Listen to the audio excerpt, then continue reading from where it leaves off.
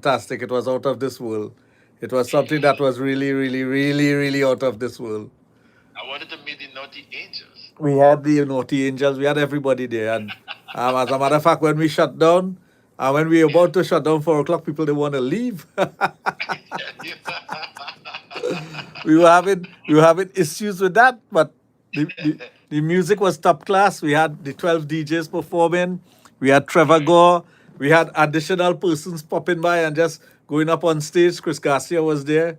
We had fun. We Okay. had fun. We had fun. Nice, nice, nice, nice, nice. I'm not missing the other one. No, no, no. Well, the other one, I'm sure you'll be there. I'm positive you'll be there. Yeah. Yes, man. Yes, man. Yes, man. So, What's on today? well, it's a eventual. Uh, the last 2 weeks has been an adventure in many, many different ways. I found myself doing some things I never thought I would do.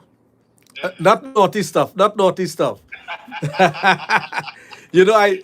I turned 60 on the 16th, and I Right. had this long philosophical talk with one of my cousins who is 78 years of age. And he was Right. telling me, he said, at 60 years of age, you have to start rewiring your brain. Otherwise, you're going to be very dull and you'll be one track. And I agree with most of the things that he was telling me. And prior to him telling me that, I started to dabble in something that I always wanted to dabble in. I'm not going to say what it is yet because we're planning to have a big launch in the next maybe the mid June, Okay. somewhere around let's see, June. It has to be before Father's Day. So Okay. we look at Father's Day is what, the 18th, I think. Yes, I think it's the 18th. Right, somewhere around the 9th of June, we're going to have this launch. As a matter of fact, I have to do something for it on Sunday. So it's a different sphere. It's something that is going to blow people's mind. It's right now. It's still blowing my mind. I Right. I never thought it would. But it's good to do that to change the direction of your brain sometime, and go into a realm that is going to take you into a different sphere, into something Yeah. that is it's entertainment though, because I always like entertainment. So Nice, nice. it's going to tie in well with what I do already because I have my fan base, and I'm hoping my fan base out there would appreciate what I'm going to be doing, and they're going to support me in it. Of course they will. Why Support is something you always need. Yes, of course. But in the meantime, we still have sex education. We still have to educate people about things of a sexual nature, get people mind wrapped around certain things, and get them to understand themselves.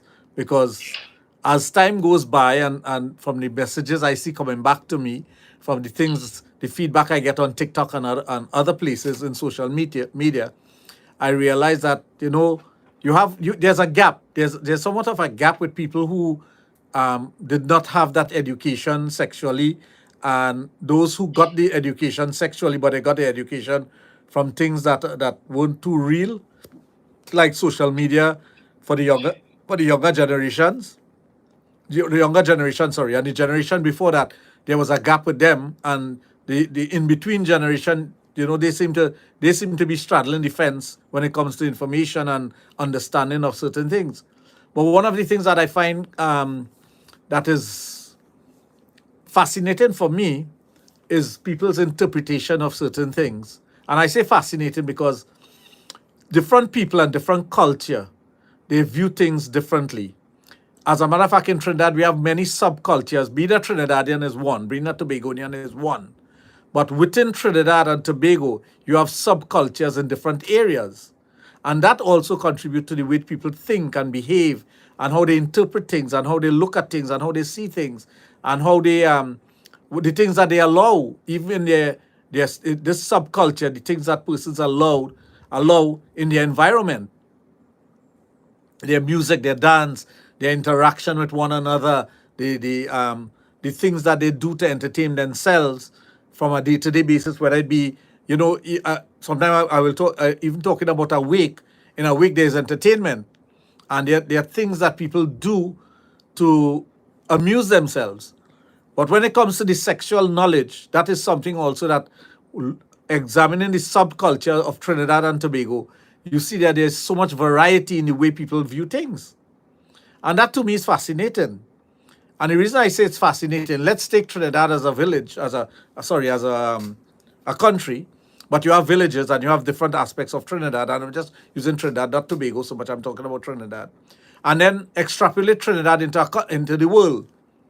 Just as how you have the world with different cultures and you have subcultures within those cultures, that determines how people decide on things that are sexual. One would think that if a person is conservative or they come from a conservative area, that they don't indulge in certain sexual practices, but that they may not be true. They may indulge in certain things sexually, but they may not make it open to the public. They may not make it something that they want everyone to know about. It may be something that is an undercurrent in their society, but you know it's happening. And that's something that we have to examine when we look at Trinidad as a whole and the bigger picture of the world and the way we interpret things. In our songs, as for example, we glorify certain things. And it's second nature for us to sing about things that in other cultures they may look at it and frown upon and say, what the hell them talking about there, boy? Why they glorifying this thing? This thing not supposed to be glorified. Whether it be alcohol abuse or sexual abuse or whatever you're talking about. So it's sometimes confusing for the individuals to try to wrap their heads around it. So when you talk about sexual education, it's the very same thing. That's where the challenges lies.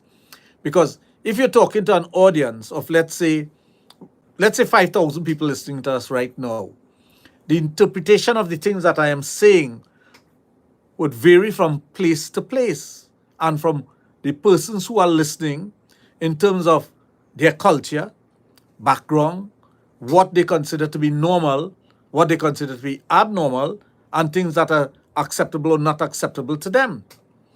And when you're trying to educate people about sexual behavior and their own bodies and their interaction or reaction to certain things, you get pushback sometimes. Sometimes the pushback is from the individual because they just simply don't understand their own behavior, their own patterns, the things that they feel, and they decide that they're going to cover it or push it under the carpet or bury it in the sand, so that they don't have to face it and they don't have to deal with these issues. And eventually it could lead to other things with the individual. A good example is when you have a disparity in a relationship and one person has a strong sex drive and the other person don't have a strong sex drive, and that person who has the strong sex drive has to curb their enthusiasm for sex and curb the way they feel or the expression of sex. That could lead to frustration for the individuals. And sometimes you find a lot of persons they have frustration when it comes to their own sexual gratification. So what I've found over the years, the many years of studying personality and the people in Trinidad, is that there are a lot of pent-up desires that people have. There are a lot of secret desires that people have. There are things that they want to experience, situations that they want to experiment on, things that they might have heard about, seen. They might have come into contact with it through a movie or a documentary or hearing someone talk about it. And because whatever they have heard, seen, interacted with, have caused some kind of explosion within themselves, that they themselves start to embrace whatever they have seen or heard. Now, it could be from pornography also, that a person sees something that excites them in a particular way, and they, in their mind, would like, I wonder how that feels. I wonder what it would be like to be in a situation like that, whatever the situation may be. And how would I react? Or what would it do for me as a person? Take women, for example. Women sometimes are suppressed or are told to suppress their sexual feelings because it's not ladylike. But just as men have sexual feelings and they're more outspoken about it, it's the same way with women. But they may not be as outspoken about it, or they may not be the one to really show that this is what I need. So when they have that need to be treated in a particular way, to experience certain things that are sexual, and they're not getting to experience it, or they're not getting to try it out, what happens to them? What happens to that individual if she cannot fulfill certain desires that she have? Now, I'm not talking about strong desire. I'm just talking about the introduction of something that may be totally new to the individual, something that they may never have heard about before, something they may have seen for a few seconds or a few moments and a short time, and but it does something and it impacts the mind. Many a times things that impacts our mind, we would like to go out there and experience it or do something about it again. And many times we find ourselves in situation where we don't have that opportunity. So the women who want to experiment and do things, they have a number of factors that they think about. I'm not saying the men don't have those factors. Let's take, for example, one of the factors is always STDs and STIs. What could happen to me if I go out there and try to experiment with someone and I get an STD? So most persons are fearful, and by rightly so, of STDs and STIs. But there are ways to mitigate that. And the way you mitigate something like that is to make sure that whoever you're interacting with is someone who is safe. You make sure that they have done a STD, STI test. You check their background. You have a chat with them about their sexual history. And you get a level of comfort from that. And then you can go forward and pursue whatever you need to pursue.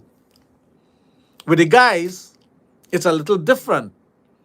They don't take into consideration the STD, STI issue right away, and most guys don't. Because most guys, they want that sexual gratification, and they want that sexual gratification as quickly as possible. So I've always found that the men who are interested in experimenting, joining a club, getting involved in things that are sexual, they don't really pay attention to those things. The women, on the other hand, they pay more attention to that because they may be more conscious of their body.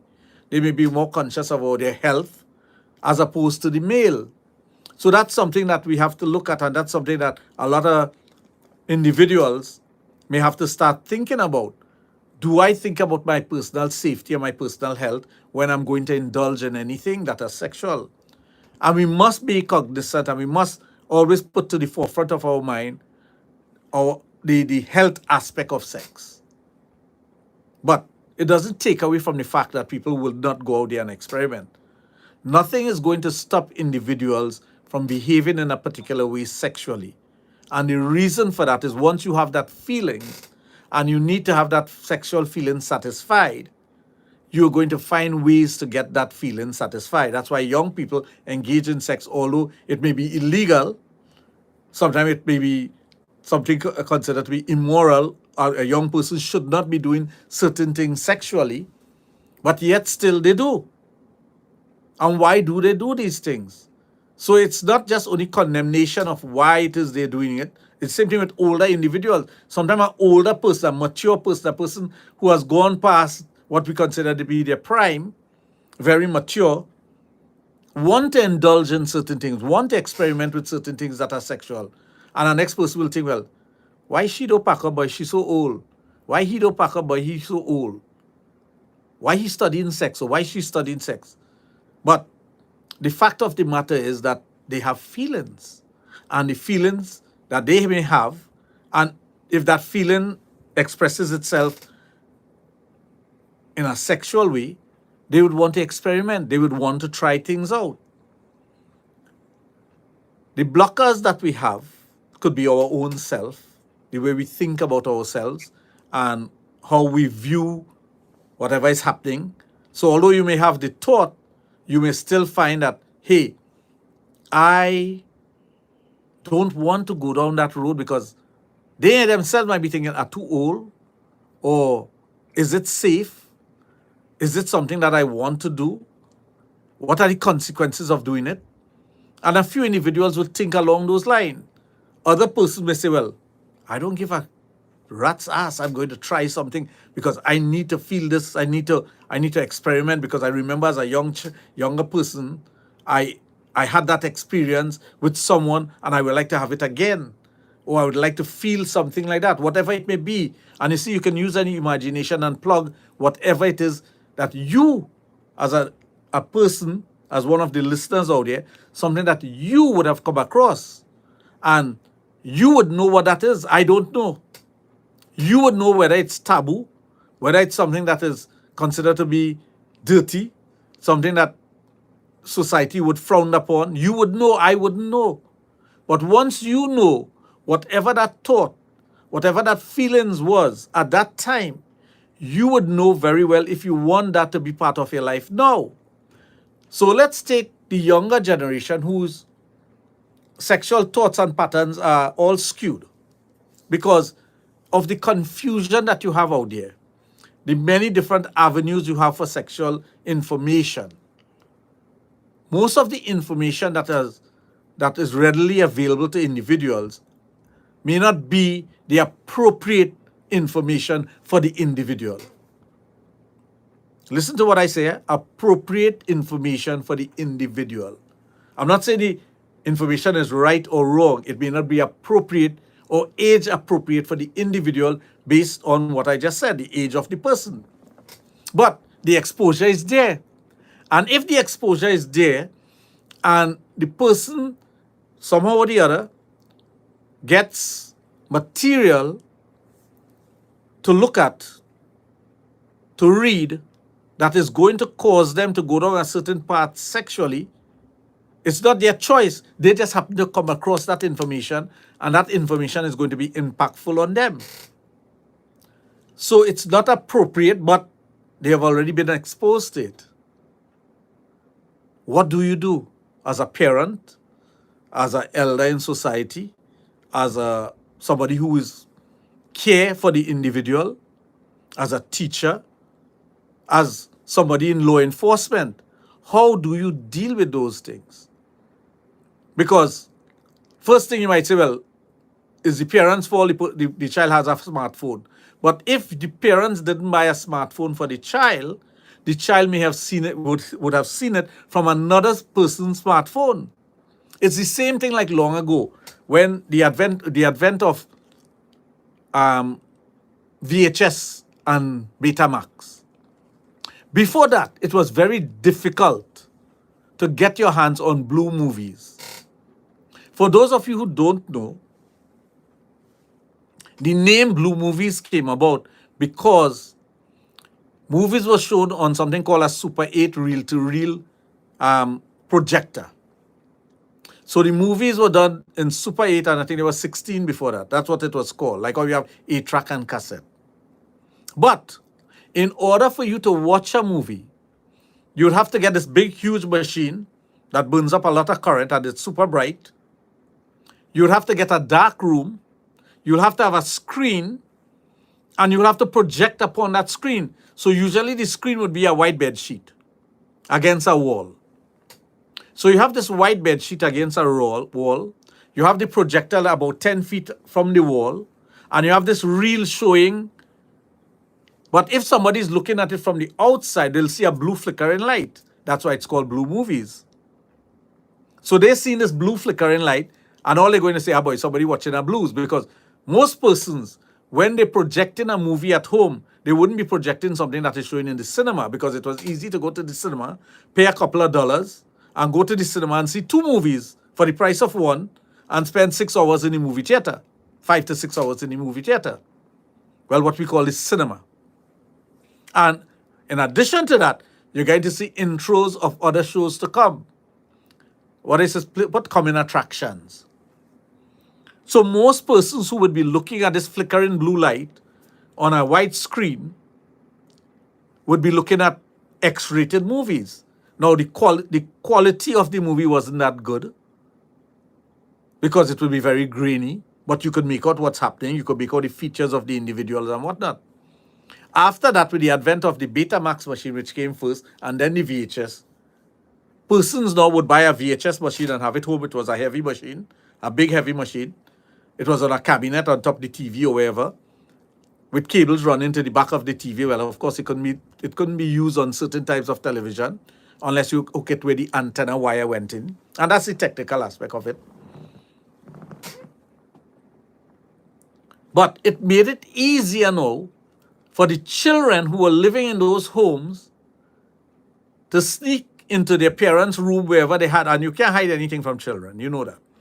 And they will go into their parents' home when the parents are not home and find these blue movies, which now is a VHS, plug it into the machine, press play, and watch it. Because no matter what generation you have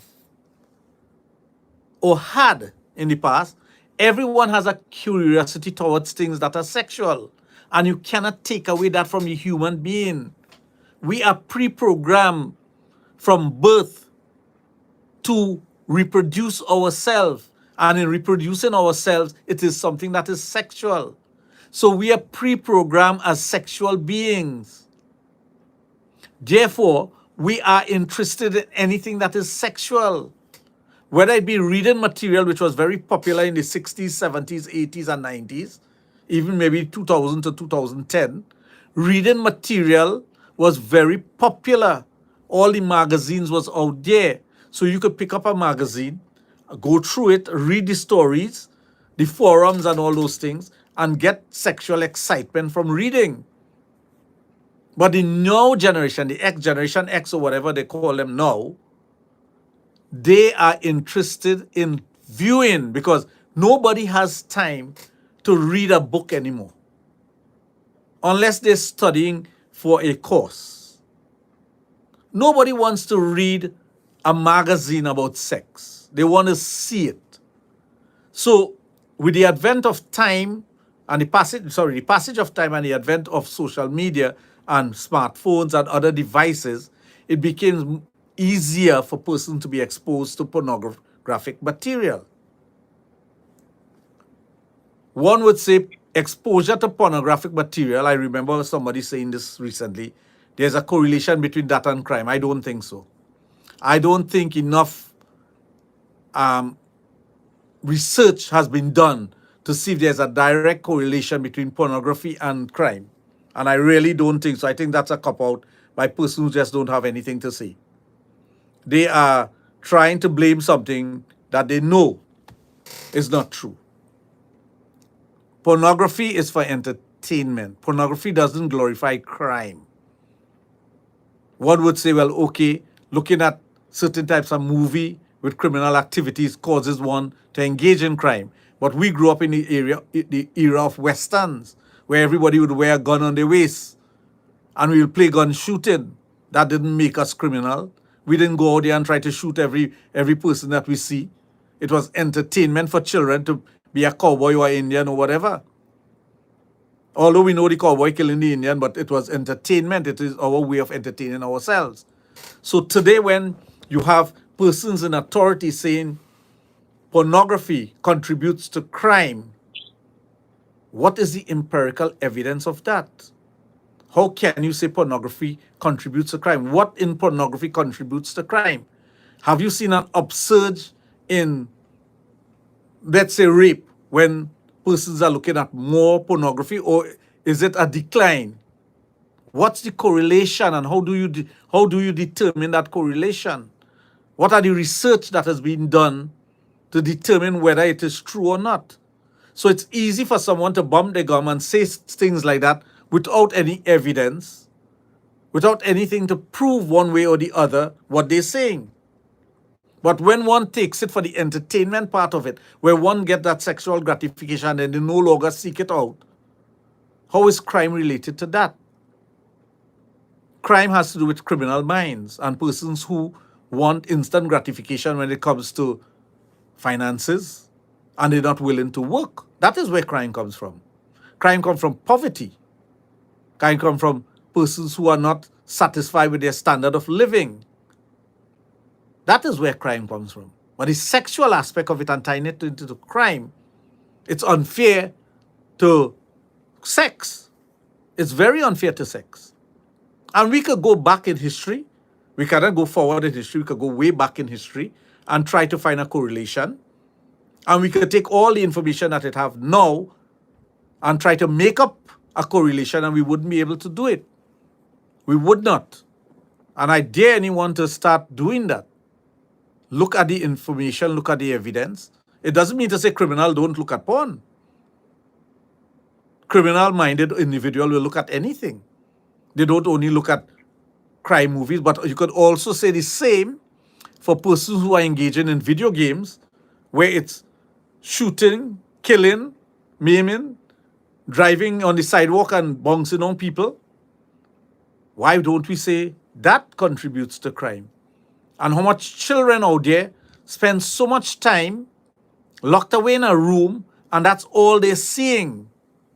That's all they're seeing.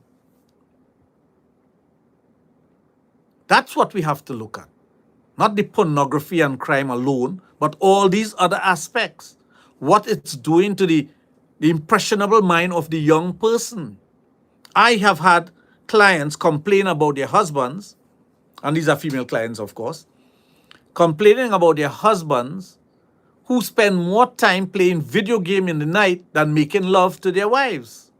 I have had more persons that not only looking at porn, but some of them do, but those who play video games late into the night, because you can be in your console, in your home, in your room, and playing a video game with somebody in another country. Whatever, they have so many video games now. I don't know the names, but they have Call of Duty, things that are involve killing and Free Fire and Grand Theft Auto and all those things. But the fact remains that these wives will come and complain to me about the husband spending time in their game room, they call it a game room, looking at video games and playing video games, not looking at porn. So the problem lies in the individual rewiring their brain into another dimension. Because they're not interested in their sexy wife that they have in bed, because most of the women who are complaining about that are sweet, sexy women. Good-looking women. Women that, I mean, any hot-blooded man would want to go with. But you have a husband at home, and he's not interested in you. He's interested in a video game. And he spends hours on a video game, and he'll tell you that he needs to go to different levels and different things.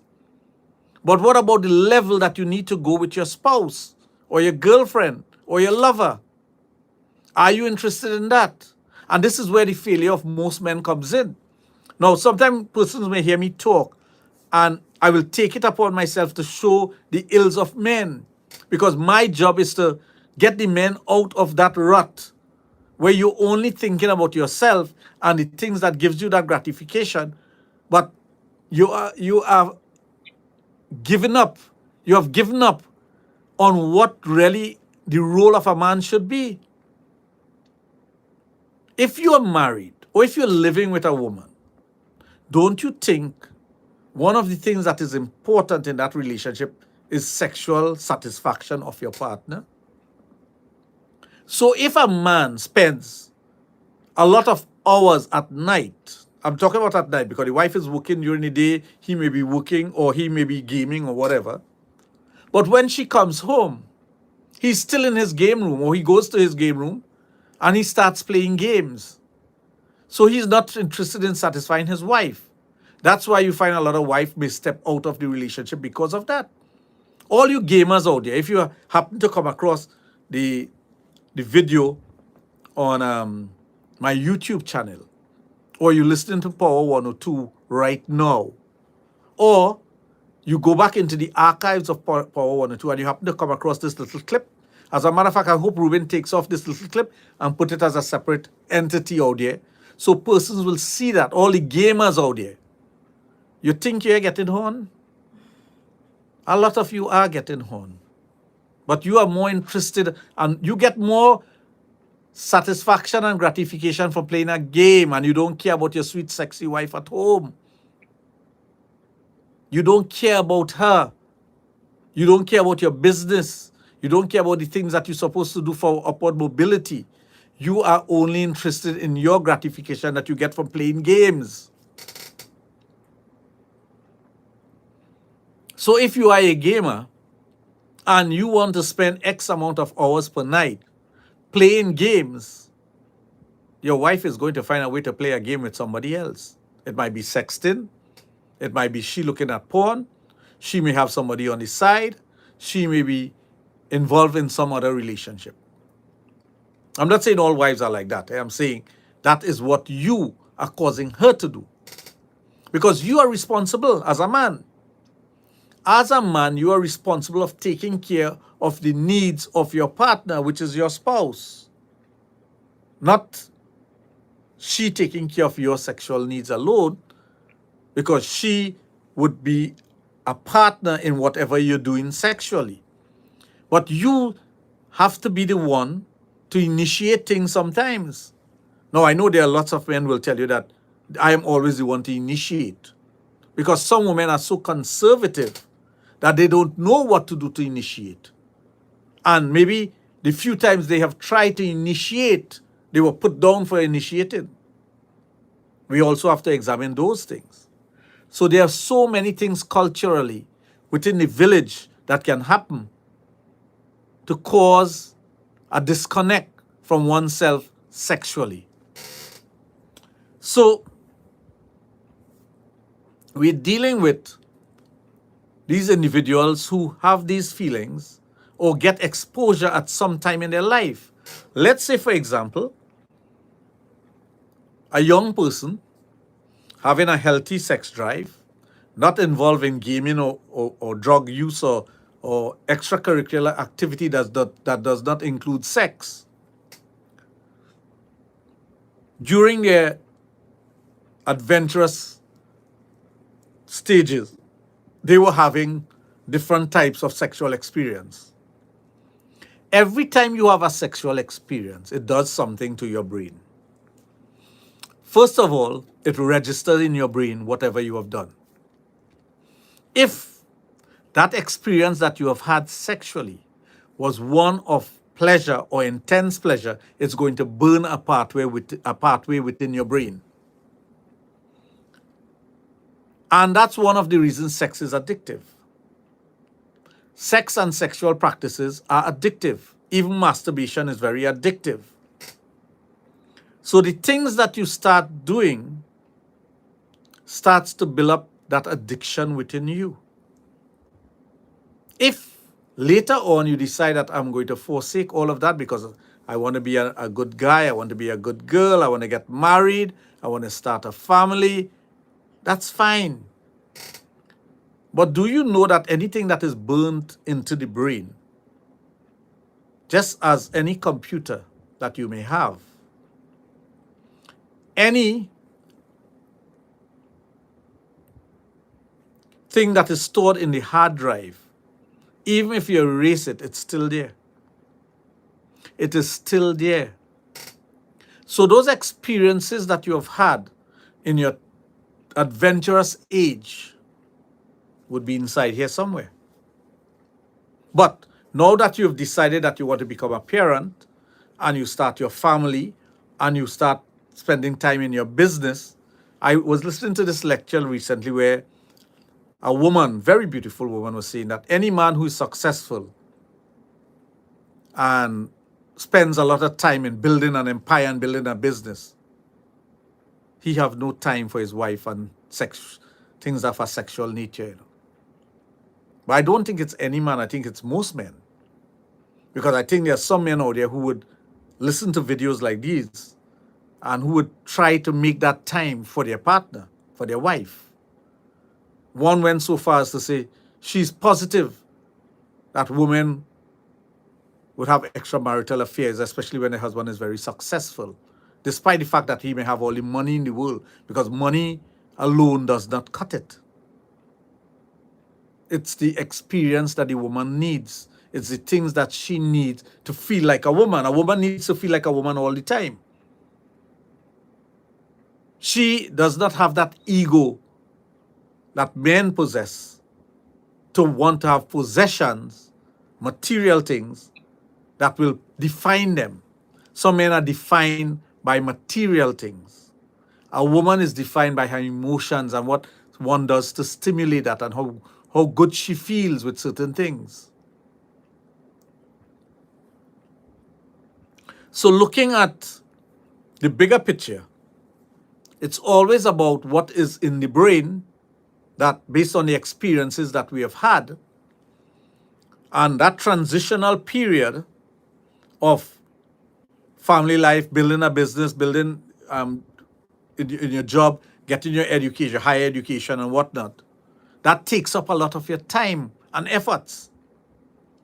But somewhere later down, just as how if you press that knob and you put in a keyword, something comes up on the computer, there's something that is going to trigger within your brain that experience that you have had in the past that was very pleasurable, that did something to you, your body, your mind. It's going to pop up. And there'll be no notice before it pops up. It just simply pops up. And it would be a moment. Oh my God, yes, I remember doing that. I remember how I felt. Wasn't that a wonderful thing? That experience that I had. How come I forgot that experience? Wow, it's here again. I'm having this feeling again. And you will start to reminisce about this. Whether you be male or female, it doesn't matter. But what matters, if you're male or female, is the impact that it's going to have on you. Because let's say, for example, you are a male and you're having issues with your sexuality, for example. And we do have issues with sexuality from time to time, Or you're having issues with your erection. And this thought that you have had, or a dream that you may have had one night, causes you to get a better erection. Don't you think you'll want to pursue that? That's what that's how the human mind works. You'll want to find a way to reconnect with that memory that you have had, that experience that you have had. Woman, on the other hand, once they get that initial feelings, or that memory comes within them, it will manifest itself in that person's body through a tingling, through the kundalini, through the chakras, through the vagina. She may get wet, her nipples may get excited and stiff. And she now would say, wow, yes, I remember that moment I had.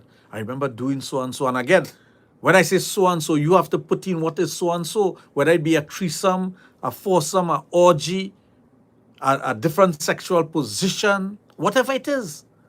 It may not be anything big. It might be having sex in a moving vehicle. And you're like, not that I don't think you should ever have sex in a moving vehicle. I'm just using that as an example. Maybe a bad example, but it is an example. And it excites you and say, well, I remember giving that guy a blowjob in a moving vehicle and how it felt. Like I said, I would not encourage you to do something like that. So whatever the memory may be, it has done something now to you because you have had the experience and the memory comes back to you. And now you have to find a way to satisfy that memory or to rekindle that and get that experience again. That's why it's important for you to always be sexually healthy. That's why it's important for you to have a partner or for you to be in a situation where you could experiment with certain things. Now, it's a hell of a thing if a woman gets a memory like that and she has to go and tell her husband she wants to try something like whatever she have tried when she was in her experimenting years. The husband will first jump up and say, "We learn to do something like that." And she may not have told him that of her sexual past. And she may have told him that she didn't have any experience sexually. And now this sexual memory has come up. And she can't really go and tell her husband, "No, well, this is from a memory. Or this is from something that she experienced before." So you see why it is good to be honest and truthful when you're telling your partner about things? Because you never know when something is going to pop up and you may need to experiment with that or you may need to do something like that. You never know. That's why it is so important to have that conversation with your spouse, your partner, when you're in the courting time before you get married and whatnot, about the things that you have done, the experiences you may have had. Because again, if you tell a lie, it's like telling someone you're a virgin, right? And but you can't come later on and tell that person of a sexual experience you've had that involves penetration. It negates the talk about you being a virgin when you got married. That's what I'm talking, not to be dishonest about those things. I'm not saying you have to go into detail, nitty-gritty details and let every aspect of it be said. But you have to be honest generally so that should that conversation comes up, because things might be real good between you and your partner, no, your wife or your husband. And because things so good, you could talk about anything, but you may have forgotten what you told that person initially. So that's why I'm telling you about being honest when you're in that relationship. Now we have some questions. We'll deal with the questions first and then we'll continue. Okay, the first question is, what advice do you have for men that are big in size, and what positions for successful intercourse can you suggest to them? A well-endowed, over-endowed person, first of all, lubrication is important. Excitement and lubrication, because the vagina will naturally open up once the woman is excited. So oral sex, digital play, getting in the mood, making sure that you're ready. The best position for someone who is well endowed for the woman would be to be on top, to control the depth of penetration and the angle of penetration, because you will want to have that control over how the penis penetrates the vagina and how much of it goes into the vagina. You don't want the guy on top where he's ramming into you, because that could cause you hurt and you don't want that. Okay. What are some examples of everyday sexual practices that one can do to enhance their sex lives? Simple things, simple things. For example, being close to your spouse, um, rekindling the love and appreciation you have for one another, the fire that you have with each other, kissing, touching, comforting. Those are the things that are everyday sexual practices. One may not put a sexual connotation to it, but a simple thing as hugging the person in a particular way and touching them in a sexual way. Squeezing certain parts of their body which you appreciate and which the person appreciate you squeezing. And I'm not talking about squeezing to the point of pain. I'm just talking about, for example, if it is the buttocks, you squeeze it in such a way that she knows that you appreciate that part of her body. If it's the breast, things like that. So those are the everyday sexual practices that you have that are common, but it could also lead to something sexual. How can new moms feel comfortable and connected with their bodies again when so much is changing? Simple. To a woman is a sexual being. Motherhood changes a woman's perspective on herself, right? First of all, maybe on how she views herself now that she's a mother, but remember you're still a sexual being. The important factor here is maintaining the mindset of being sexual, losing that baby fat, exercising, reconnecting with your husband, your spouse, your lover in a sexual way. The same comforting we talked about before with the last question is what you would have to do as a woman also to let the man know that you're ready and you're still that sexual being. So it's not always what the man has to do, it's also sometimes what the woman has to do, especially when she has gone through childbirth. It is what the woman does to give encouragement for the man to come back to her. Is it weird to be embarrassed that you're a virgin, and is it okay to be scared for your first time? it's never too weird to be embarrassed. It should never be embarrassing to be a virgin. If you are a virgin, you are a virgin by choice. And one should not be pressured into losing one's virginity, or one should not think that I have to do this because I have to do it, or because it's the norm. That's a personal choice. It is your choice. It is what empowers you. I am a virgin. If I am a virgin and I'm 22 years of age, I am a virgin. That's my choice. And you should not be ashamed of it, and you should not be apologetic about it, because you have chosen that way of life, right? There are things that you can still do sexually that could still bring about a level of sexual satisfaction, oral sex, anal sex, masturbation. There's so much things that you can do and still remain a virgin for whatever reason you choose to be a virgin. But virginity is a matter of personal choice. Okay.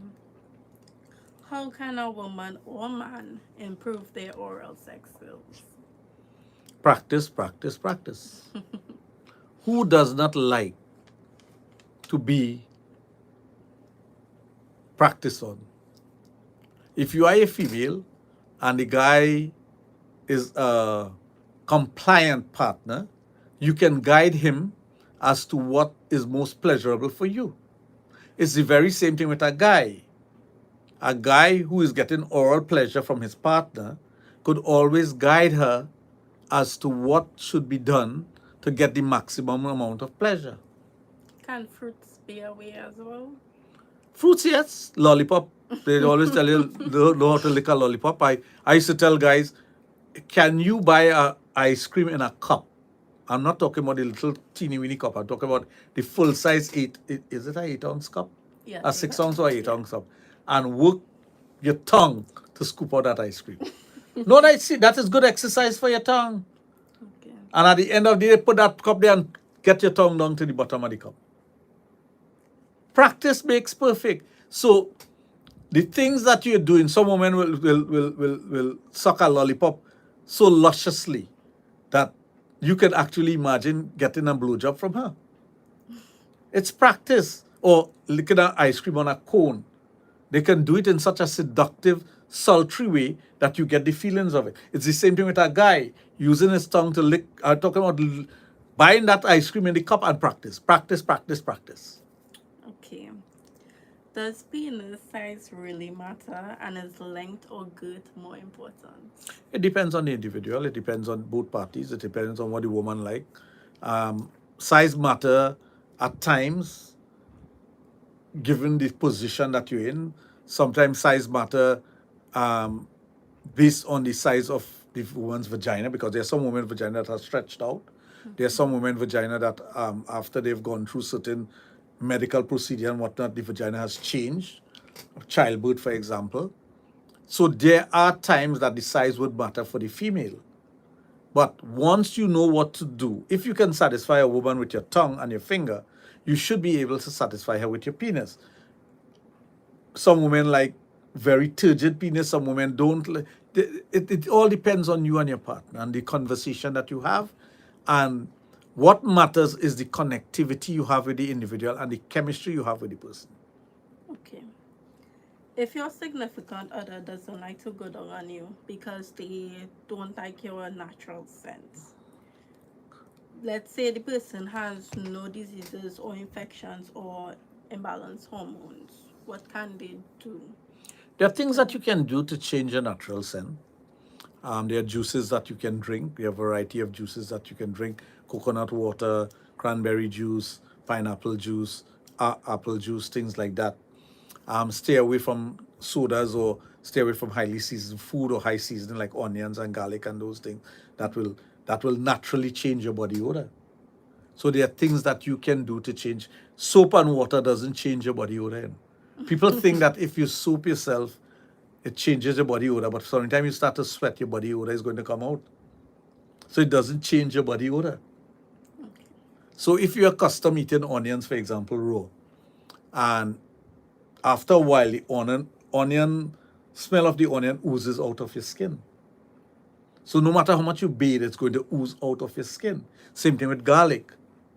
So there are certain things that once you consume a lot of it, it's going to come out through your. It's like this. Have you ever noticed? Do you drink coffee? Yes, I do something. When you drink coffee and you go to urinate, don't you smell the coffee? Well, A right. bit, yes. Well, right. You smell it a bit. Think about the guy who is drinking 5 and 10 cups of coffee a day. Don't you think it's going to affect the smell of his urination and his ejaculation and the taste of it? It will, Well, because it saturates the body. And if your natural body odor is, let's say, it's acidic, some people have an acidic smell. No matter how much you bathe and how much perfume you put on your body, it's going to have that acidic smell. So you have to do something to change the pH balance within your body. You have to flush your system. You have to take care of you from the inside out. So that when someone smells you, they're not smelling something that is offensive in terms of your natural body odor. okay, and going back to the topic from before, right? Some parents want to know how to have the talk with their children or how to even, start the conversation. First of all, as a parent, as a responsible parent, be educated about whatever you're going to talk about. Get your information, look at my videos, talk, listen to the program and whatever. And sit your child down at whatever age you choose to sit your child down, because child and children do know things that are sexual. And have that conversation, but you don't need it to go into anything in depth, and you don't need to use certain words, but use the correct words. A penis is a penis. There's no other word that you should be using for penis or vagina other than penis, vagina, and breast. It's not the pet names that you'll want to use. Don't use those words. It's not the raw words that you will want to use. Don't use those words. Use the clinical biological words that you can use. Some people like to start off with birds and the bees. Birds and the bees is crap. Total crap. Once you start having that conversation, listen to what the child is asking. And you make it comfortable enough for the child to ask. But that conversation is not a one-time conversation and done. It's the introduction of it, and then later on the child, he or she will come to you with questions. And be prepared for those questions. I feel it's more the parents that are scared to talk about it Of course than they are. the child. Because some Well, parents, the child is an innocent being, yeah, and they just say it for what it is. some parents just hear, sex and go They climb up. and yeah, they don't know how to react. They clam up from the time they hear the word sex, and it's like,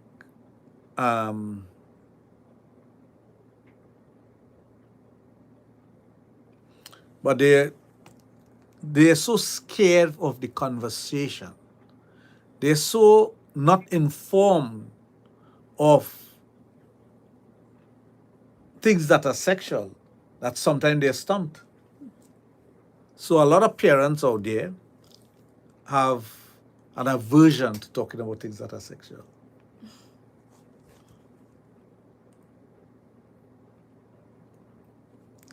So we're looking at, any more questions? No, that's it.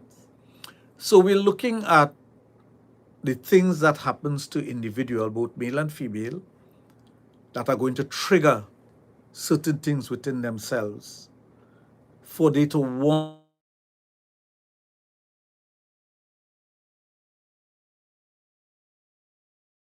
experience again. So all the listeners out there, you will understand that this feelings that you may have that come upon you as you get older and more involved in your relationship would be from the experience that you had before. And once it comes upon you, what you do to get that experience again, or to relive the moment. It might be the children has grown up and moved out of the home, and here you are now in a situation where you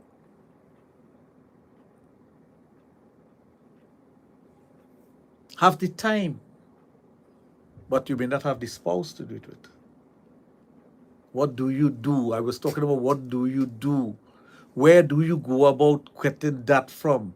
Who do you do it with? Where do you get that connectivity with the person or persons out there to do the things that you want to do? If you have an absent spouse, the gamer spouse, the spouse who traveling all over the world and he has time for you, the spouse who is so engrossed in material things and making money and investments and whatnot that he don't have time for you. He might have his mistress, but he don't have time for his wife.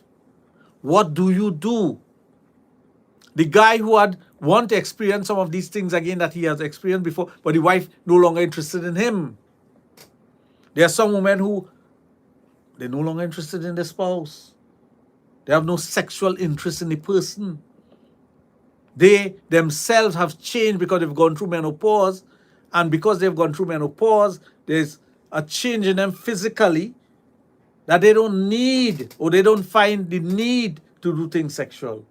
What do you do? Do you just simply give up and say, that's the end of me? No. We all need that level of gratification. No matter what age you are, you need to have that connectivity. You need to be connected with yourself, your sexual self. You need to experience certain things. You need to experiment with certain things. You need to live. You need to be a human being. We have feelings. We have emotions. We have that. We are flesh and blood. We are not robotic, you know. We're not made up of metal. We're not cloned.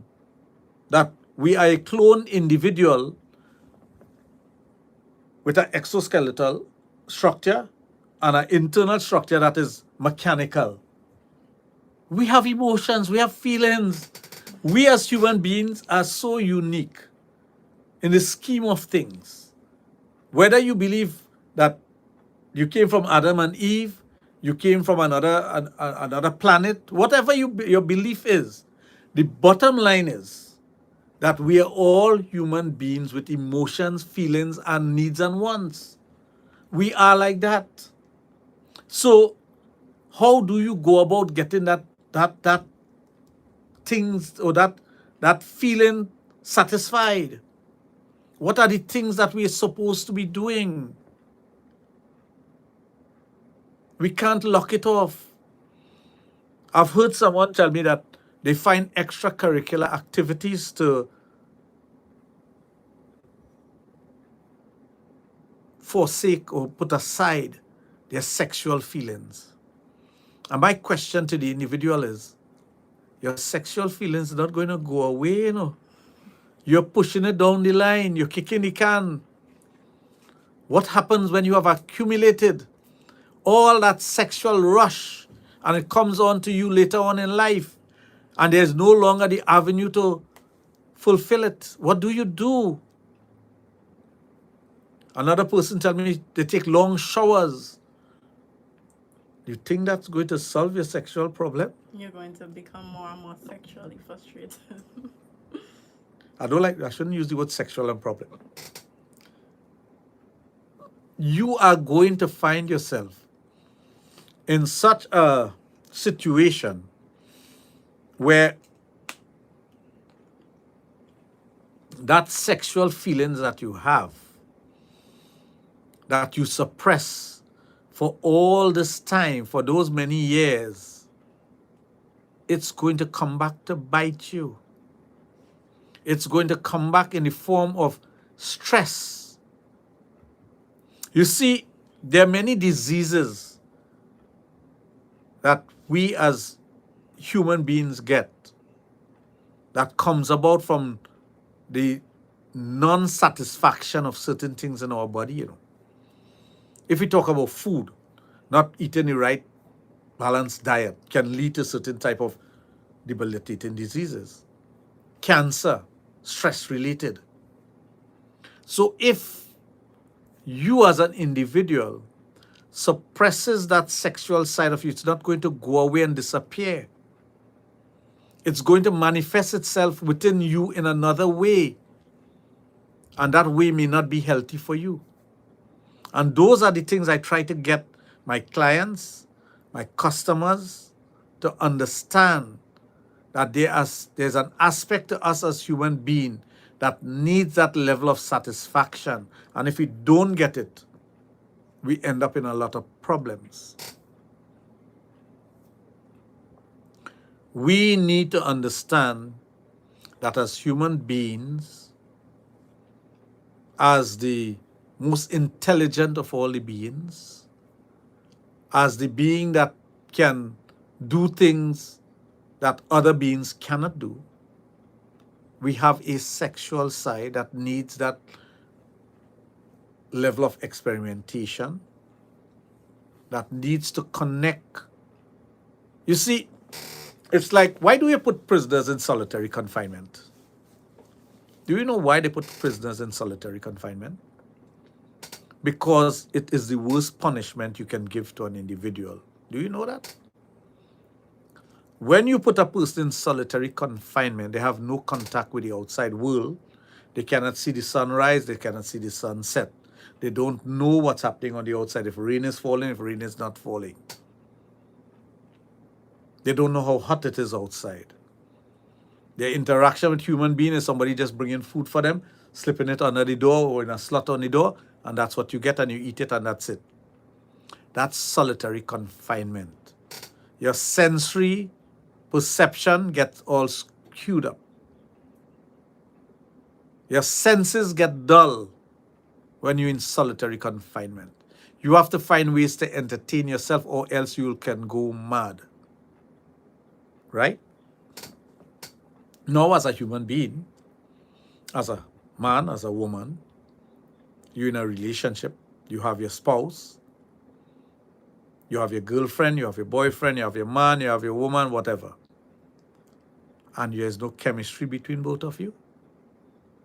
Isn't that torture? Think about it. That's solitary confinement of your body. You cannot touch your spouse. If you go to touch her or touch him, they push them away. That is torture. That is not how human beings should behave with one another. You fall out of love with the person and you treat them like crap. You abuse them mentally, physically, emotionally, however you're abusing them, sexually. And I'm not talking about abusing them sexually by having sex with them, by not having sex with them. And that is torturous to the human mind.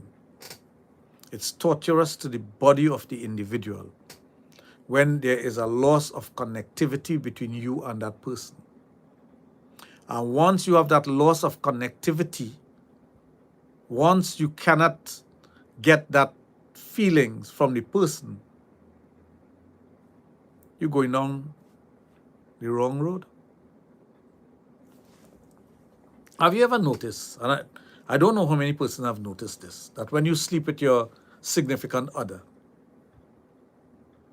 that it's much easier to fall asleep and get a better sleep when you have that feelings for the person you could actually touch and get the warmth from the person, as opposed to you sleeping alone, or you sleeping in the same bed with that individual but the person doesn't want to touch you. Think about what does happen to your mind and the feelings that you have. And what happens to you when you have that connection with the individual, whether it be a touch, a slight touch, a hug up, a caress, a stroking, whatever it may be. Because when you can do that with the person who has feelings for you, you get the feelings. You also get the feelings because you know you have feelings for the person. So there is a reciprocity in terms of the feelings that you have with the individual. It makes it easier for you to sleep, to fall asleep, to connect, to be, and to feel safe, that sense of security. Why do you think when there is a traumatic situation with spouses and whatnot, they hug one another? Do you know why? it's that sense of security that you give the person when you can hug them and hold them and say, I am here for you. Somebody dies in the family, you hug the person, or you meet that person and you hug that person, but you hug them with emotions. It's not just a hug on your hand out there, limb. It is you actually hugging and letting that person know I have a feelings for you. And I'm not talking about only in sexual situations. I'm talking about when you meet a friend, or you meet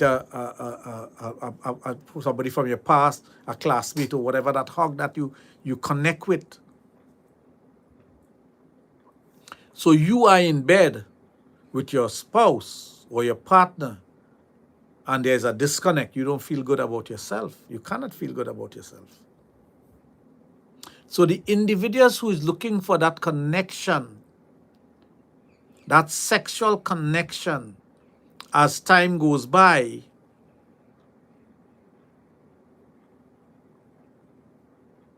and the need to express it, to experiment, to relive, what do you do? How do you go about doing it? We spoke about the STD and STIs, I think, at the beginning of the program, so I don't want to go back through that. I told you about keeping it to the forefront of your mind because it's important. But let's deal with how do you get that satisfaction that you're seeking from the person that you're in love with, and not having to do something that you're going to regret. But sometimes you don't have a choice but to be with somebody other than the person you want to be with. Case in point, your spouse is bedridden, stroke, heart attack, whatever. That person can no longer fulfill their duty as a husband or a wife. What do you do? Cancer, bedridden, for whatever reason, the reason does not matter. What matters is what the spouse needs are, and what is being done about it. We spoke about the husband who is at home but absent. We spoke about the husband who is not wrong, or the spouse who is not wrong. Well, let me just use the word husband. Let's say the spouse who is absent, although you're in the same house in a different room, doing something different, watching a soap opera, going to bed after your husband go to bed. So there's no connection there, because that happens also. That happens also. There are lots of time that the husband goes to bed at one time, and 2 and 3 hours later, the wife is now coming to bed because she's watching soap, or she's on TikTok, or she's chatting with somebody else, sexting, or whatever it may be, before she comes into bed. So there are many instances where your wife is the absent person. So the absent spouse situation, the spouse who is laid up for whatever reason, physical or mental issues, no longer able to proceed sexually with you, kidney failure, heart failure, stroke, seizures, whatever it may be. Is it selfish of you, who is not there to take care of the needs of your spouse, to say that I am not doing it, but I don't want you to get that satisfaction and happiness? Is that the right thing to do? And again, culture will determine that. Religion will determine that. The way you were brought up will determine that. That's why I tell you, within the country of Trinidad and Tobago, or the world of Trinidad and Tobago, you have so much subcultures, or so much country within it, that have differences in opinion when it comes to things of a sexual nature. Isn't that so? So sometimes you have situations like that, where the spouse allows the other spouse to have an affair, have a sexual partner, or get their satisfaction however they choose to get their satisfaction. But sometimes I've heard you have situation where the spouse doesn't want the other person to have any happiness. I am miserable, so shall you. You don't need to be happy, you just need to take care of me. I have heard women say that if they die and the husband pick up somebody else, it's hell to pay. And they pull that in the children's head, that your daddy not supposed to be happy after he dead.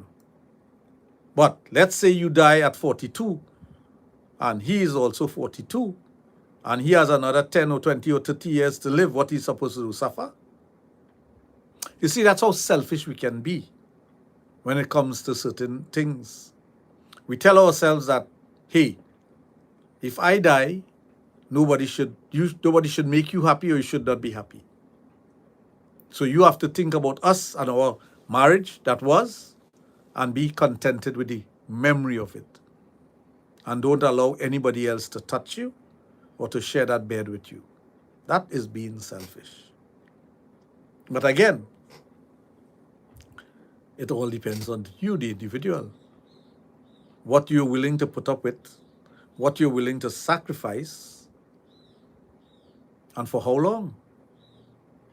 There are some persons who will agree to it, and after a year or two, I'm not saying that you've forgotten your spouse, but after a year or two, you realize that you have feelings and you need to have those feelings fulfilled. You realize that you want the warmth of someone, a companion. You want to be able to sit down in the afternoon and speak to a person, he or she. It's not a replacement for your spouse, but it is you moving on with your life and enjoying life. And if it's the sexual aspect of it, it is you now getting into a sexual situation with someone to get that level of sexual satisfaction. So there are many challenges that we face as human beings. There are many things that we come across from time to time. But it all boils down to what do you do and how do you go about doing it? How do you find the avenues to give you the things that you need, whether it be something that is on the extreme end, like for example a kink, B&D, S&M that you used to do with your spouse, or you used to experiment with it and it's something that you enjoy, being tied up and spanked and whatever, and now later on in life you need it again. Because the memory of it gives you that certain level of excitement. Or you have had it throughout your relationship and your spouse is no longer there. Pegging. There's so many things that you can experience and experiment with as a sexual individual that you may need later on in life. Now we have sexting. There's some persons who are so addicted to sexting that that's what they want. They want it before they fall asleep. They want somebody to sex them until they get tired enough to fall asleep. But it doesn't mean to say they're going outside of the relationship to have sex with anybody. No, it's just the talk or the photograph that they may exchange with one another. But there's no way that the two persons can connect based on geography. Unless, of course, it's a man fooling you and tell you come in here to get married to you and take you back to his country and get a visa for you and whatnot. It's not that simple anyway. Although a lot of lonely women fall for it because they don't know better and they're looking for that companionship. So women who are on social media fall prey to these guys who are predators out there, to all these ladies out there who want somebody to tell them they're looking sweet and sexy. And the neighbor next door, he have time to tell she that, or she have time to tell the guy that. They look at him as an old man, his wife dead and he's just an old man, and let him be miserable. Nobody smiling with him and nobody talking to him in a sweet voice. Nobody's giving her a compliment. Although she may dress up and, why would she feel she's a young girl? Why is she dressing up to go out? As opposed to, you know, mom, you're looking very nice today. I love the way you dressed today. You look so radiant. How hard it is to give a compliment.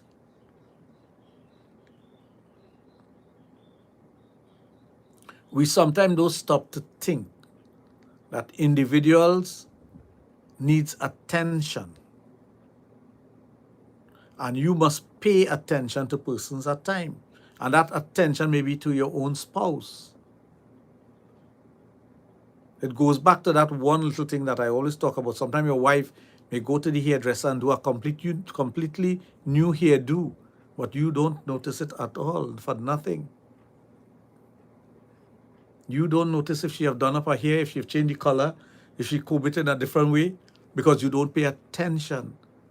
And you will say, well, that's not important. It is important for the woman, because why did she went and do it? She wants you to notice. Correct. She spent her money or your money or whatever to get it done, not for herself so much, but also for you. So you have to pay homage to that. You have to look at the person and say, yes, you look good. Interesting, you look nice. Those are the things that you need to do. So for the women out there, they seek out a sexual partner, whether it be, as I said, through social media or whatever avenue there may be for that person. There are lots of women now on TikTok. And when I see the demographics of the persons who are on TikTok, I'm happy for them, honestly, because it's a sense of entertainment for them. It's something that they would have never dreamt about when they were growing up. You think we could ever dream that there would be something called TikTok? You think we could ever dream that there would be a cell phone that we'll hold in our hands and walk about with? You couldn't even have a phone in your home. How many of you know that to get a phone in the 70s was impossible? To own a phone was, you had to be a big papi to own a phone. Very expensive. Now anyone can have a phone. Children and child has a phone. We couldn't dream about that. So the older generation that is in touch with Facebook and TikTok and YouTube channel and all these different things, Twitter and Instagram, they're empowering themselves. And they're finding avenues through that empowerment to take care of certain needs that they may have, sexual and otherwise. You know, when I was in university, there used to be something called a meat market.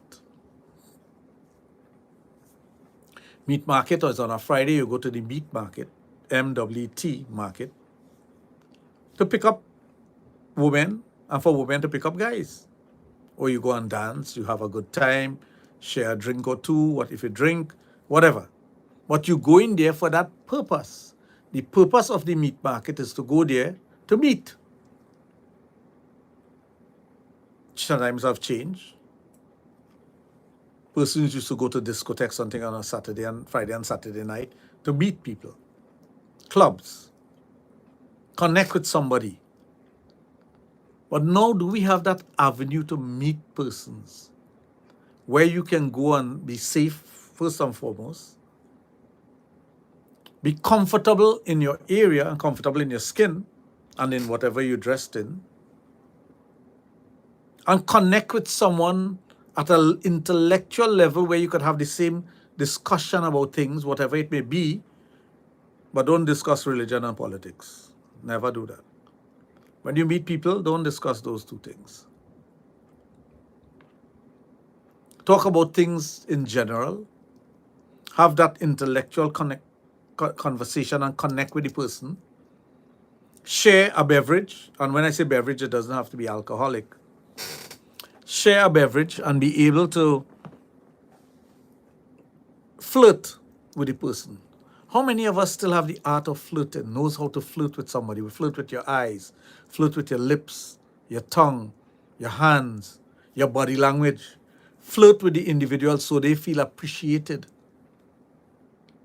Not just rush to get that person in bed, because if that person is interested in you, by having that conversation with you, by spending that time with you, going to bed is secondary, you know.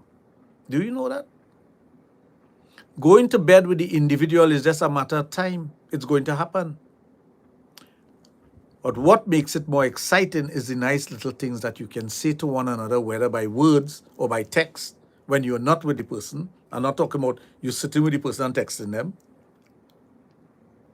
By the quiet conversations that you have, by the soft, delicate touch that you may have with the individual, and being able to have that connection with the person, whether it is you just simply looking at one another. But I'm going back in times again, because I'm a back in times kind of person. Back in the day, a person will pick up a guy with a car will pick up a young lady and go for a drive.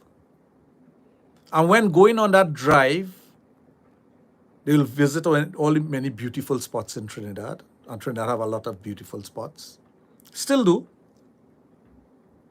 And they will converse in the car. And they'll talk about all kind of things. And they'll stop and have a coconut water. And stop and buy a bag of pulori. And stop and have an ice cream. And go to somewhere where they're vending food and have something to eat. And at the end of the journey, together with putting fuel in the vehicle, it wouldn't cost them $200 or $300. But spending the money is not the important factor there.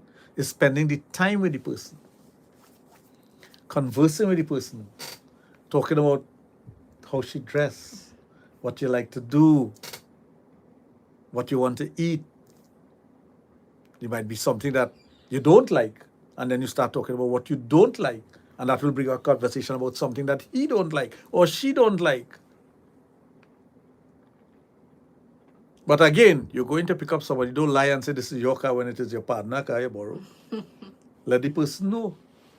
Because you don't want to over-impress the person. Next time the person say, I want to go and buy groceries and come and pick me up with your car now. And you're like, oh boy, I have no car to go and pick you up today. That's why honesty is important. Not just honesty about the big things, but honesty about the little things. So you as a person now, spending time with that individual, again, it may not be the spouse, it might be someone else that you have met, someone that you have connected with, and having a wonderful time with the person because of the conversation and the chemistry between you and the individual, and how you feel within because you're connecting with this person. The sweet feeling that you have, the excitement that you get when you hear the person's voice, or the person, you see the person is calling you, because now with smartphone you can see who calling you, and how you feel, how your heart feel when you see that number calling you, that name pops up. That's what I'm talking about. And taking it to the different levels and the different steps and getting the benefits of it all the way through. Those are the things that I'm talking about. Those are the things that we need to connect with. And if you're taking it to the step and the realm of sex, there's always excitement when you have that connection with that opposite sex, Even the same sex, if you're so inclined. If you are gay or lesbian, you know the feeling you have when you are with somebody with the same sex and you have that feeling for them. It may not be, some person might say it may not equate to the opposite sex, but I don't know. I've never had that relationship with the same sex to know if it's the same feeling. But what is important to note is that there's feeling and there's chemistry and connectivity between you and the individual. That's what is important. So many a times we have to look at the bigger picture as to what we need. What do I need to fulfill my life? Bring about happiness to me in my present state based on what I want to experience to give me that level of happiness and comfort. Because with happiness you get comfort. And again, Can I come and tell you that I want to give you happiness and you get happiness? No. I can be the vehicle to assist you to achieving the things that you want to achieve to get that happiness. I may be the vehicle by which you can experiment with things, but the happiness comes from within you. True happiness comes from within you, how you feel about yourself. What happens based on what that individual did with me, for me, by me. What happened to me? How did I feel about it? Did it give me that level of enjoyment and happiness that now I feel fulfilled? Because we have challenges in life, you know. We all have challenges in life with our relationship, with our partner, with our jobs, traffic. I always use the word traffic because I think traffic is a waste of time and effort and life.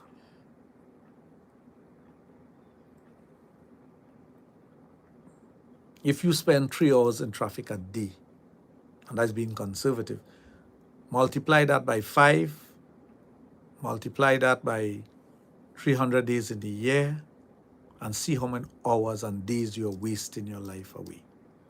But we have to do it. Excuse me. That's why it's a sore point with me when we talk about traffic.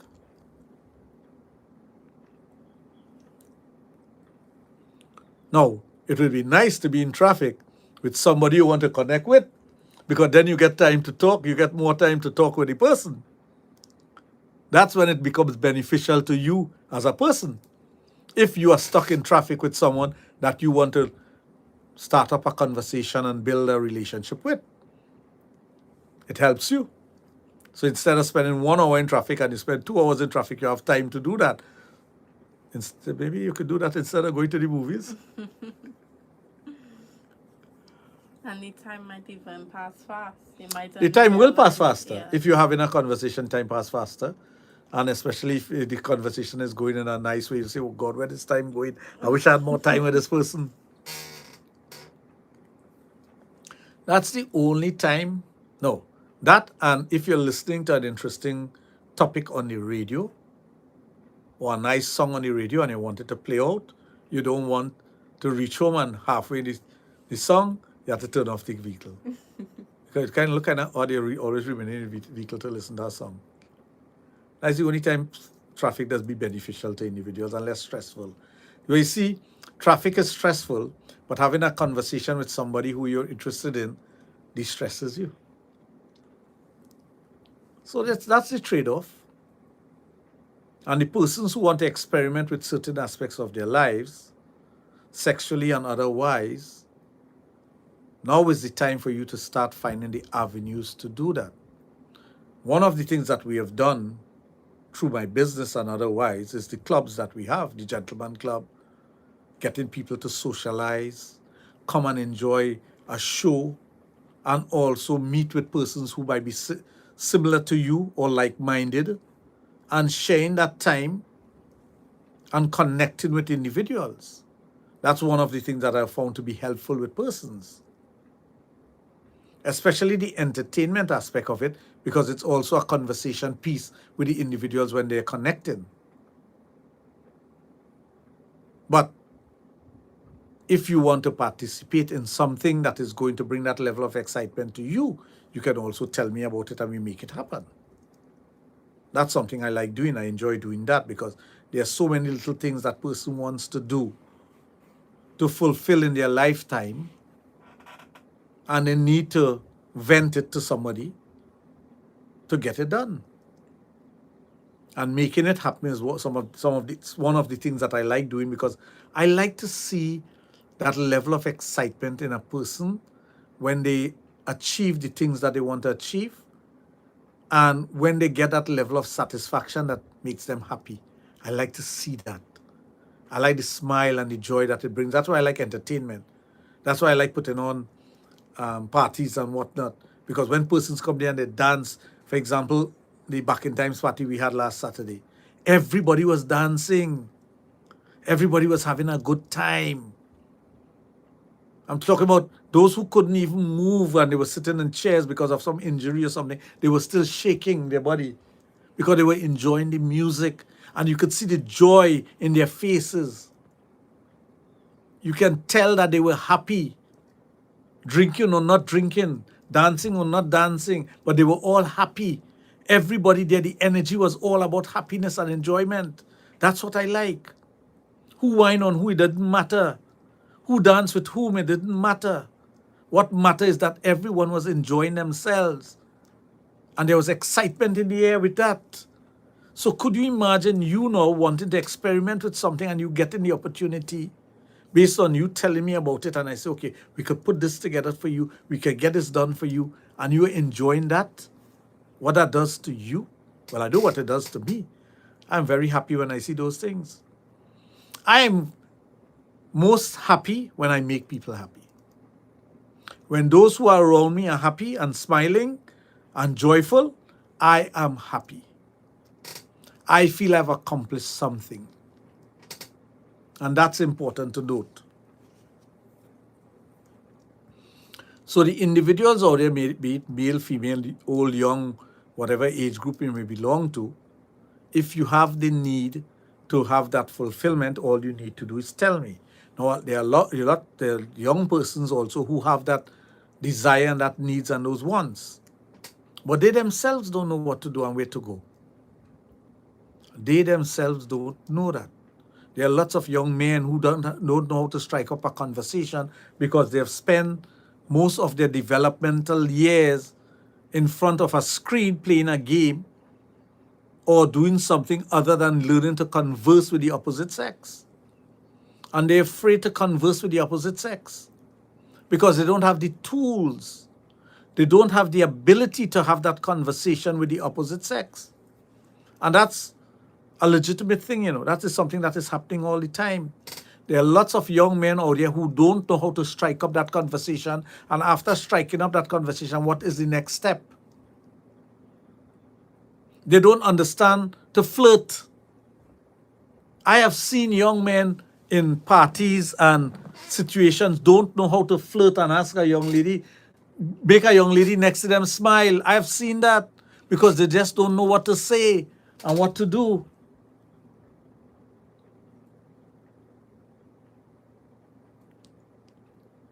Once you can make a young lady smile, your foot in the door. Fellas, remember that. If you can make a young woman smile, your foot is in the door. Women will tell you that if they're honest with you. If they want to give away some of the secrets, they will tell you that. But you, as a young man, need to initiate it. The older persons, the more mature individuals know that it doesn't matter who initiated as long as I am getting that level of satisfaction. So the women will come on easily to the guys. It's easier to have that conversation. It's easy to connect. It's easier to connect with individuals because you've already been there, done that. You've gone through the ropes. You know how it was when you were younger. And now you're older and more mature, and it's no big deal. It never was a big deal, but now you know for sure it's no big deal to strike up a conversation and talk and smile and laugh and joke and share a beverage. It's much easier now. So, but the challenge still lies with trust. There's always an issue with trust. How do I trust this person? Do I know this person enough to have that experience with the person and they don't go saying things on the outside because I don't know who this person is. I don't know what's their agenda. When you're younger, the agenda is basically I want to connect with you and that's it, And if it was a little older generation, I want to connect with you because I want to have sex. Now the younger generation, they may not be thinking so much on the line of sex, but more like just to simply have a female friend or to have a friend of the opposite sex. I still try to understand the younger generation because I connect with young people because I have a lot of nephew and nieces and young people working for me and whatnot. And I try to understand their thinking and behavior and whatnot. Sometimes I'm impatient because I see avenues by which they could speed things up and they don't do it. They don't. And I'm like, why are you wasting your time? Don't you know your foot already in the door or 2 feet in the door? Can't you see you could ask the girl to dance? That's where the impatience comes in.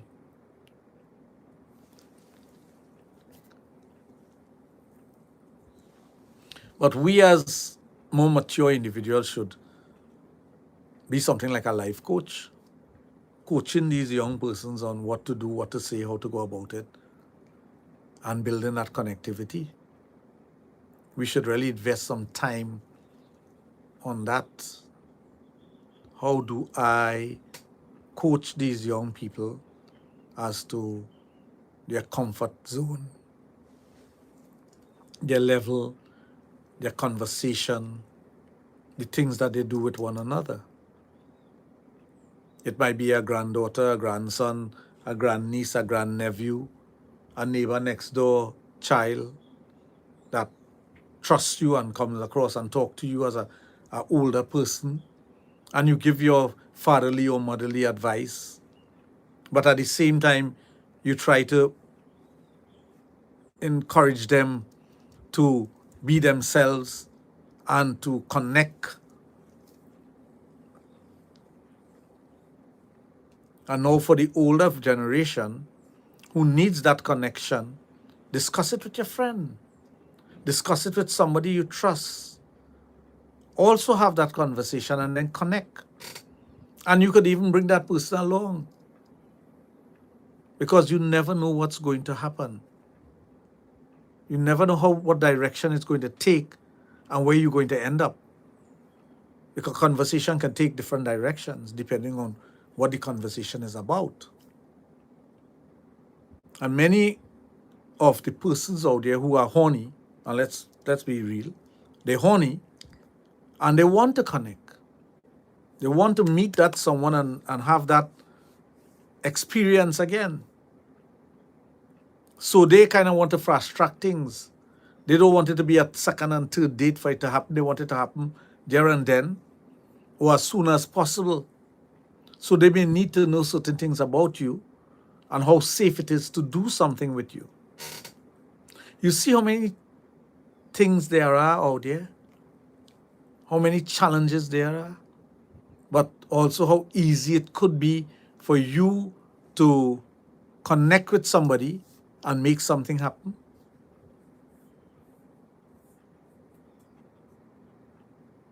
That's why I tell people, you need to do whatever is necessary for you to fulfill the things in your life that you want to fulfill, to give you that sense of happiness.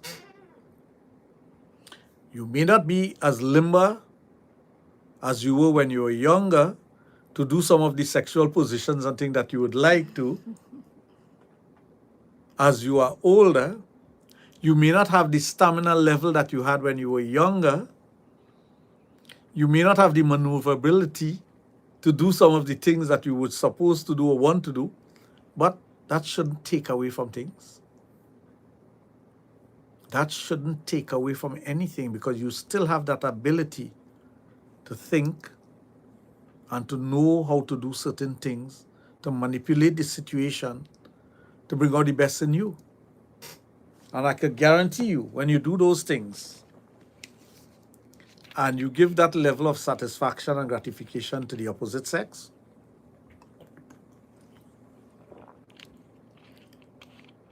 it raises your well-being. It makes you feel good about yourself. It makes you a better person. It excites you in ways that you can't think about right now, but when you do experience it, it's like, wow. It gives you that wow moment. It's like being with that person. Have you ever been with somebody that you truly connect with and you love in a particular way, and you want to taste that person, you want to feel that person, you want to smell that person?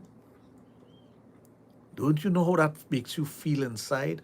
How young it makes you feel, how energized it makes you feel? That when you go to bed, you're thinking about the person. Now, the person might be going back home to their spouse or whatever, so there's no connection after the person goes back. Maybe a little text message, good night, sweet dream, and that is it. But even though there's no connection thereafter, it's not difficult for the older generation to deal with that, because when you drop your girlfriend or your lover home long ago, after that is it until the next time you see the person, you know. Or unless you write a letter and you send it. In some cases, it's hard to write letters and send it secretly with a friend. Secretly. But now it's an open secret. You can do it through your devices.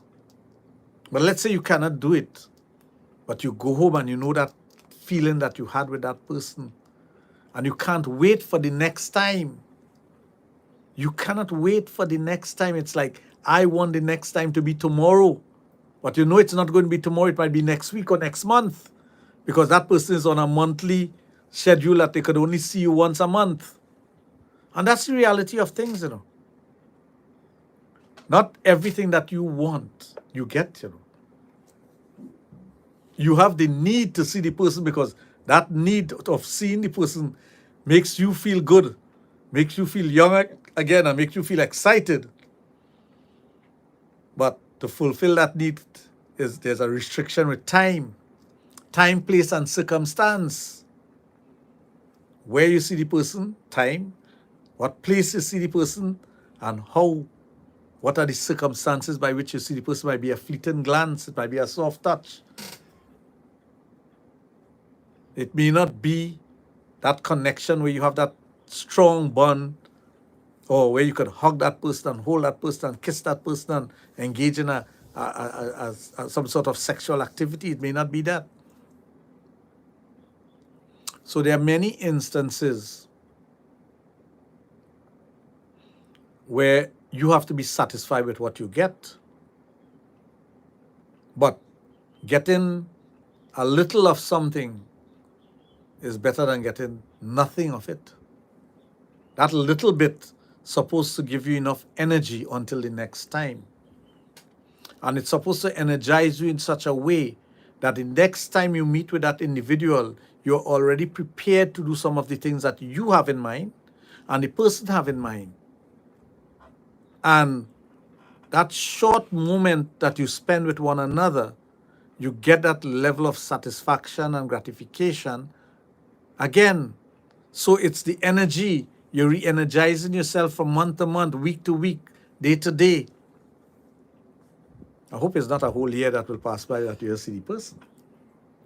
That's why it's so important that you see persons on a daily basis or as often as possible, because then you get that verve and vitality, especially when you start loving the person. I'm not talking about falling in love. There's a difference between falling in love and loving the person and loving the situation and loving the whole thing. Because sometimes in falling in love with the person is impossible, because, you know, if you fall in love with that person, there is no future for that person or for you.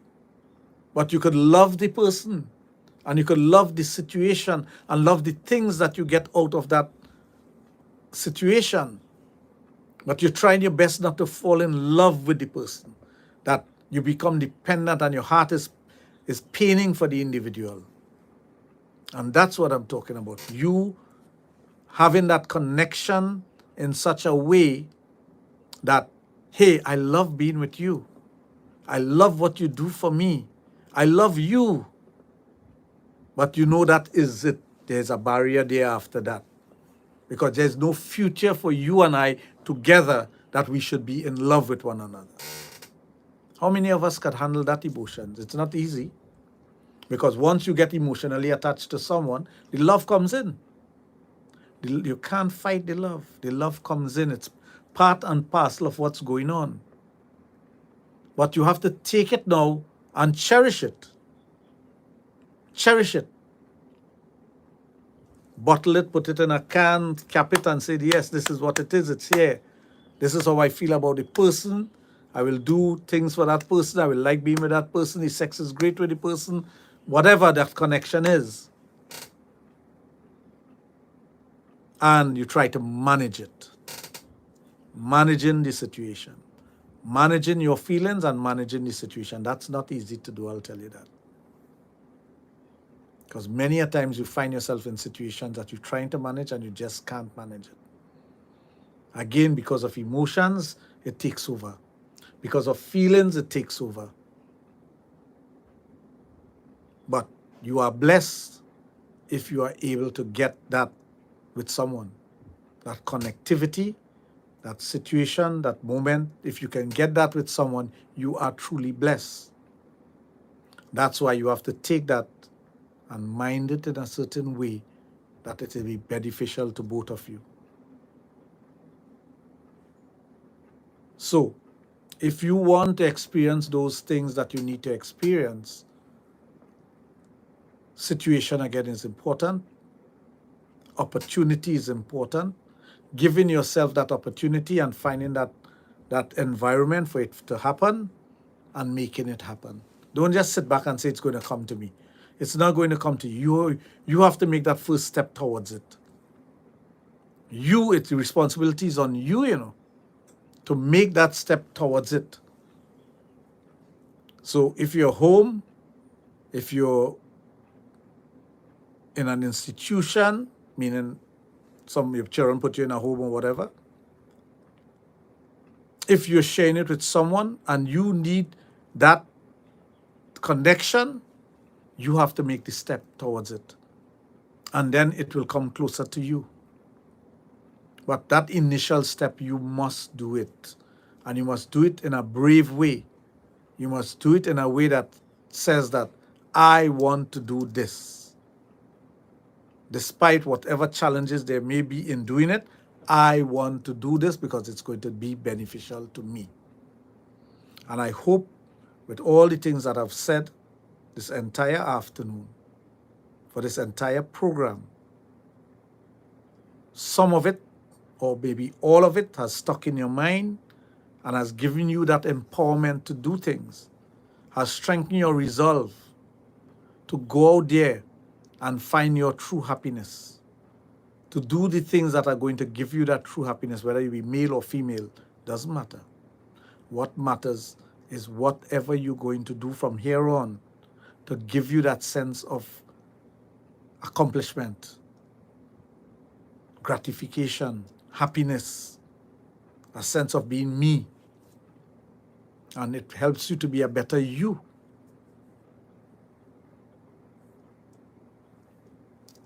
That's it for today. Mark Daddy?